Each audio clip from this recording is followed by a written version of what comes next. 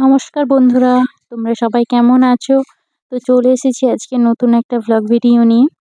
তো দেখো, আমরা গ্রামের বউরা কতটা কাজ করতে হয় আমাদের, বিশেষ করে যাদের চাষির বাড়ি, তো তাদের ক্ষেত্রে অনেক কাজ করতে হয়। তো সেটাই আমি দেখাচ্ছি তোমাদের।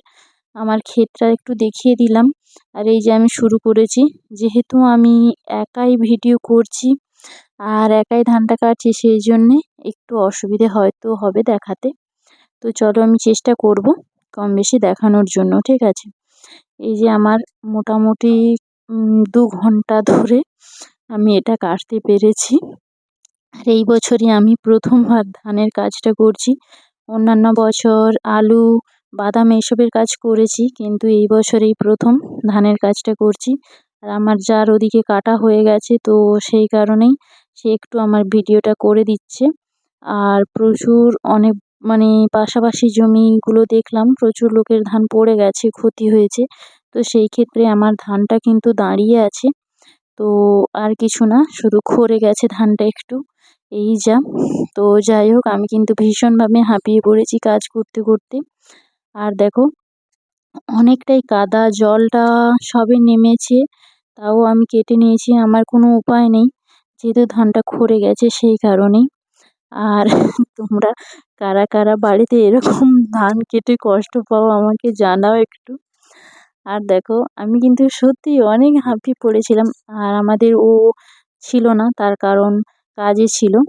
আর দেখো, আমি এটা নিজে করেছি, কারণ কি হলো, ওদিকটাও দেখতে হবে আর এদিকটাও দেখতে হবে। তো ওর কাজটাও একটু দেখতে হবে, কারণ তা না হলে আবার অসুবিধে হয়ে যাবে। গাড়ি তো, তাই ডেলি করতেই হয়, সেই জন্যই ও আসতে পারেনি, আর কিছুই না।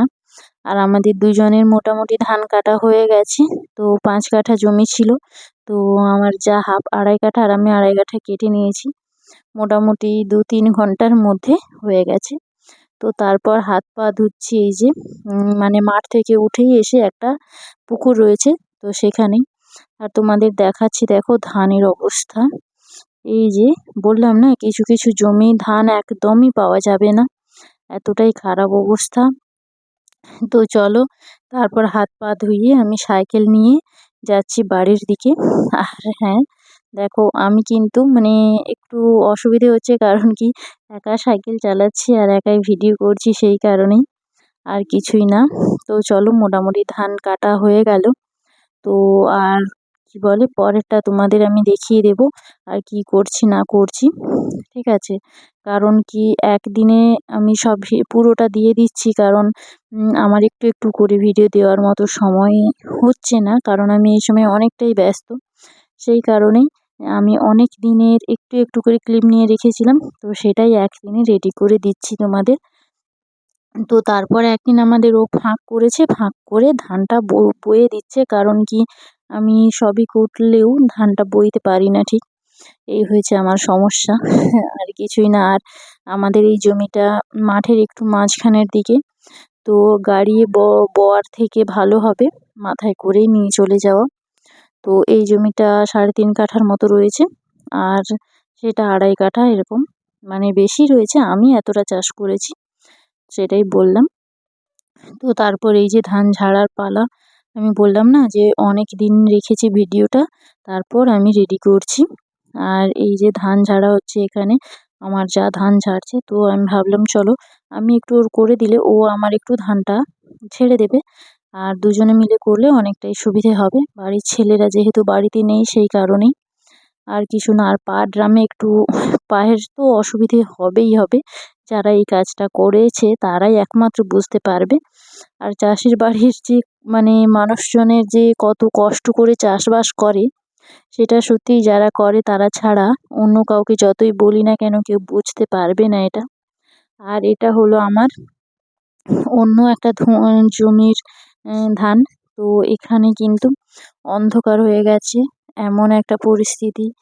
আর এই যে মা আমার ভিডিওটা একটু বানিয়ে দিল, ঠিক আছে? আজকে কিন্তু আমি একাই ধানটা ঝাড়ছি। আর কারণ কি, দেখো, সব সময় তো সব কাজটা করে ওঠা সম্ভব হয় না, সেই কারণেই। আর মা একটু উড়িয়ে দিচ্ছে এখানে, কারণ আমি এটা করতে পারি না। আগেকার সময় তো উড়ানোটা অনেক কঠিন ছিল, কিন্তু এখন যেহেতু মোটর সিস্টেম সেই কারণে অনেকটাই সহজ হয়েছে আমাদের।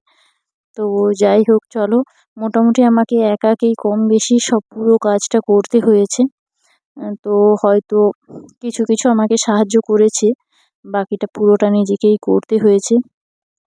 এরপর রয়েছে আলু লাগানো, তো সেটাও আমি তোমাদের দেখিয়ে দেব। আজকের মতো সবাইকে টাটা, সবাইকে গুড নাইট।